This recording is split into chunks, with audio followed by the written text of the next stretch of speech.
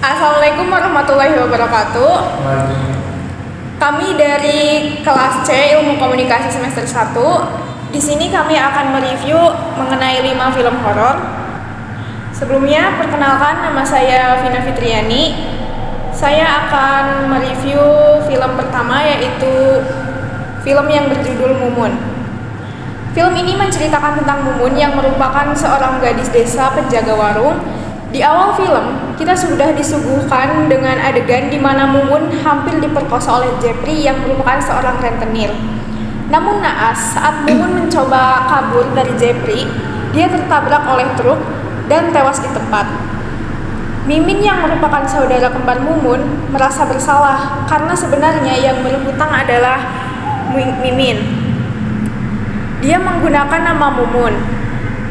Mimin dan Junaid yang merupakan tunangan Mumun berusaha untuk membayar hutang tersebut di tengah isu arwah Mumun yang bergentayangan menjadi pocong, yang diasumsikan karena tali pocongnya lupa dilepaskan saat dikuburkan.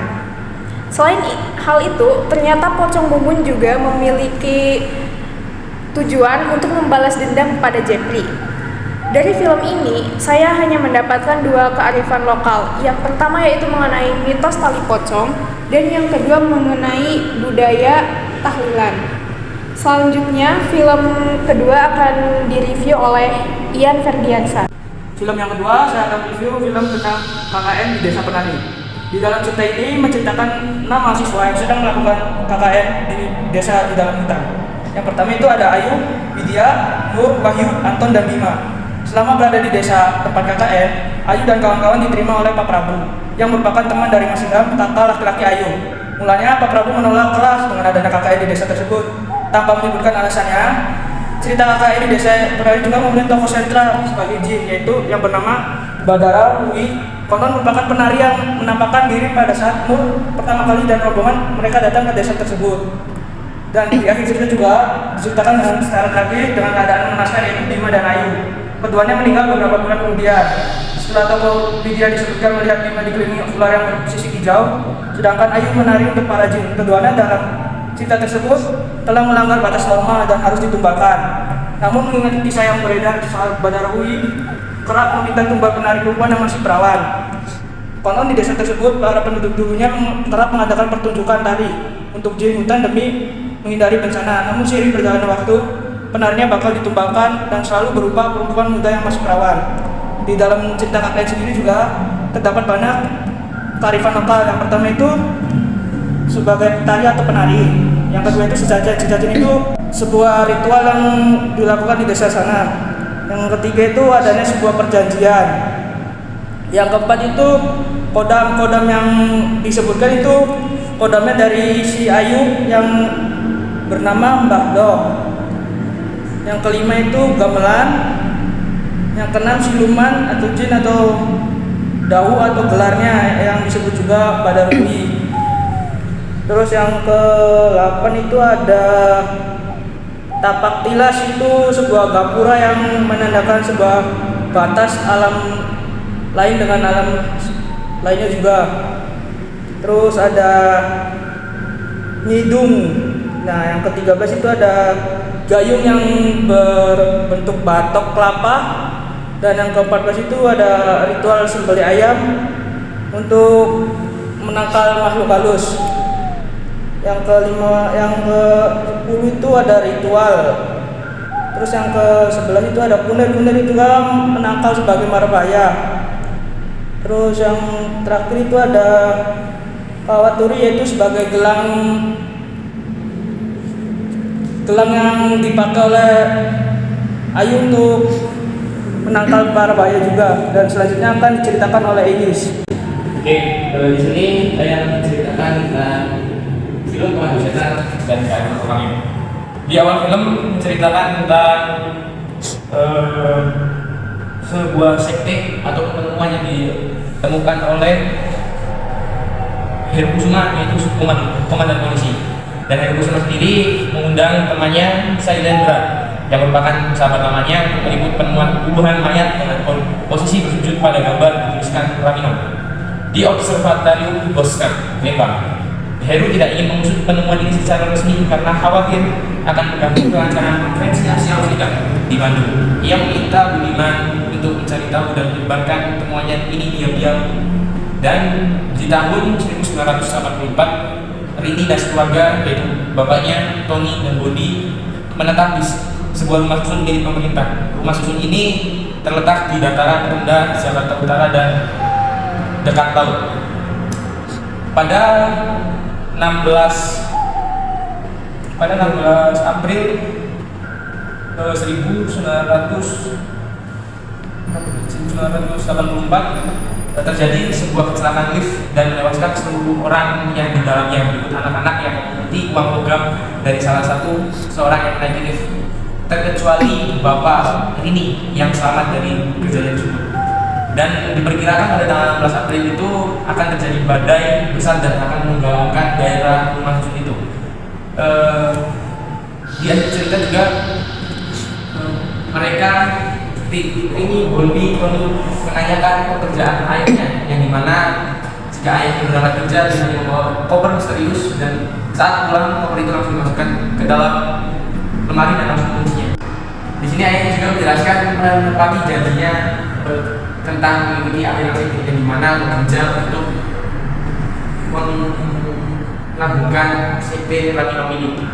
Dan di akhir, di saat perkumpulan ritual CP ini, datanglah Budiman atau teman dari salah seorang kepolisian yang untuk pemberitaan ini datang dan menyelamatkan ini Bondi dan Tony dalam ritual yang sedang berlangsung. Di sini Budiman membawa dua alat penangkal, yaitu biji saga merah dan pil of almis yang merupakan alat penangkal dari Ramino. Kesimpulan ceritanya dan kearifan lokalnya adalah saya hanya menemukan dua, yaitu alat penangkalnya pil of almis, yaitu alat untuk menyiksa para wanita yang dianggap penyihir, dan cara penggunanya yaitu dengan memasukkan alat itu ke lubang tubuh seperti mulut, lubang kemaluan, dan lubang untuk membuang kotoran. Dan ada biji saga merah yang untuk menangkal para leluhur atau setan lainnya. Dan ada juga sekte ataupun aliran sesat yang ada di Jakarta itu. Dan selanjutnya akan dilanjutkan oleh Amelia Fadila. Selanjutnya saya akan mereview mengenai film Jailangkung 2. Film ini menceritakan mengenai satu keluarga dengan kepala keluarga bernama Ferdi dengan memiliki 3 anak. Anak pertama yaitu Angel, anak kedua yaitu Bella, dan anak terakhirnya yaitu Tasya. Peristiwa aneh terjadi saat Angel, anak pertama Ferdi, membawa bayi goib dari sebuah kuburan. Kejadian aneh pertama yaitu ketika Angel marah, barang-barang yang ada di sekitarnya itu berjatuhan. Bella yang merasa ada keanehan mulai mencari tahu dengan kekasihnya yaitu Rama perihal bayi goib yang diyakini bahwa itu adalah mati anak. Bella dengan Rama mencari tahu perihal mati anak dibantu dengan mahasiswa baru yang bernama Bram, yang mengaku bahwa ia tahu asal-usul mati anak. Di sela-sela Bella, Rama, dan Bram yang tengah mencari jimat kurung sukmo di bangkai kapal SS Aurang Medan yang tenggelam secara misterius pada tahun 1947, Tasya dari adik Bella yang merindukan ibunya memainkan sebuah mainan yang biasa kita sebut sebagai jailangkung. Naas, bukannya ia bertemu ibunya, malah ia yang menghilang. Ferdi yang khawatir perihal Tasya hilang begitu saja setelah ia melihat CCTV bahwa ternyata Tasya hilang sehabis memainkan permainan jailangkung tersebut, meminta bantuan kepada orang pintar untuk mengembalikan anaknya yang dipercaya ada di dunia lain. Orang pintar tersebut menyarankan Ferdi untuk mengarahkan sebuah obor kepada hantu yang tengah menyekap Tasya agar perhatian hantu tersebut teralihkan. Singkat cerita, Bella, Rama, dan Bram berhasil mendapatkan jimat kurung sukmo. Konon katanya untuk memusnahkan mati anak adalah dengan mengadu 2 jimat kurung sukmo tersebut. Plot twist di sini, kakek Bram adalah seseorang yang memelihara mati anak. Menurut saya, terdapat 3 kearifan lokal yaitu jimat kurung sukmo yang dipercaya dapat membuat mati anak tunduk. Jika 2 jimat kurung sukmo diadu, maka mati anak akan musnah. Yang kedua ada obor. Obor dipercaya dapat menghalau atau mengusir hantu. Yang ketiga ada jai langkungnya sendiri. Mainan jai langkung dipercaya dapat mengabulkan sebuah permohonan yang dimainkan oleh pemain tersebut. Cerita berikutnya akan disampaikan oleh rekan saya yaitu Uli Widiawati.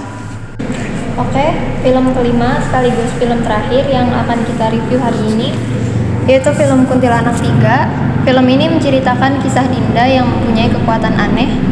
Lantaran tidak bisa mengendalikan kekuatannya, Dinda memutuskan untuk masuk ke sekolah Mata Hati, yang mana di sekolah ini berisi siswa-siswa yang memiliki kekuatan sama dengan Dinda. Setelah Dinda memasuki sekolah tersebut, adik Dinda yaitu Kresna dan Miko menemukan sebuah berita di internet mengenai banyaknya siswa yang hilang secara misterius di sekolah Mata Hati. Mereka pun menyusul Dinda ke sekolah Mata Hati untuk mengajaknya pulang. Puncak cerita terjadi pada saat kepala sekolah yaitu Baskoro menculik beberapa siswa bersama dengan Eyang Sukma yaitu sesepuh pendiri sekolah yang ternyata adalah seorang kuntilanak. Setelah beberapa perjuangan Dinda bersama Kresna, Miko serta teman-temannya, ia berhasil mengalahkan Eyang Sukma yang adalah kuntilanak. Beberapa kearifan lokal yang dapat ditemukan dari film Kuntilanak 3 ini yaitu keris yang digunakan untuk mengalahkan kuntilanak, lalu seragam siswa-siswa serta guru sekolah Mata Hati yang memiliki corak batik, beberapa istilah dalam bahasa Jawa seperti ningrat dan pangastuti, dan baju tradisional kebaya yang digunakan oleh Eyang Sukma. Juga ada satu adegan di mana Dinda menyanyikan lagu Lingsirongi yang merupakan tembang Jawa. Mungkin cukup sekian review 5 film horor dari kami. Kurang lebihnya mohon maaf. Billahi taufik wal hidayah. Wassalamualaikum warahmatullahi wabarakatuh. Waalaikumsalam warahmatullahi wabarakatuh.